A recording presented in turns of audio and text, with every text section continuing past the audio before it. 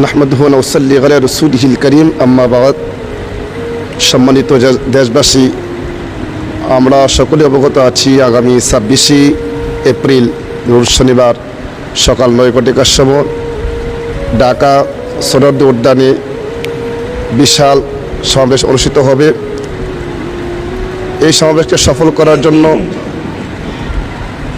আমি হারেরা ফাতিয়া দরবার শরীফের আশিকিন মুহিব্বিন জাকিরিন এবং মুরিদান যত ভক্তবৃন্দ যে যেখানে আছেন সকলকে ঢাকা সমাবেশে অংশগ্রহণ করার জন্য বিশেষভাবে আহ্বান করছি।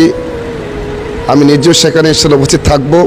আলহামদুলিল্লাহ 26শে এপ্রিল শনিবার সমাবেশে সেখানে আমি থাকবো ইনশাআল্লাহ। আমাদের দরবারের পক্ষ থেকে আমি সবাইকে যাওয়ার জন্য বিশেষ অনুরোধ করছি।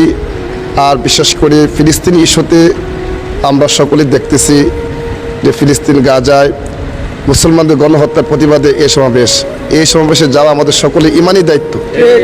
আমাদের সকলে ইমানি দায়িত্ব। আজকে পৃথিবীতে 200 কোটি মুসলমান আছে। এই 200 কোটি মুসলমান থাকার পরও আমরা আমাদের ইমানি দায়িত্ব পালন করতে পারতেছি না। সেই বদরের যুদ্ধে 313 জন সাহাবী বদরের যুদ্ধে লড়াই করেছে। 1000 কাফের বিরুদ্ধে লড়াই করে বিজয়ের পতাকা উড়িয়ে দিয়েছেন।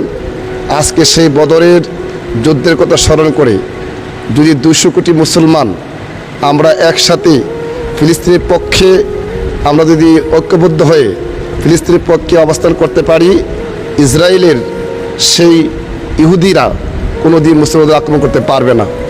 আমি সবাইকে বিশেষ আহ্বান জানাবো, মুসলমান যারা আছেন যে যেখানে আছেন সবাই এই ঢাকা সমাবেশে অংশগ্রহণ করবেন।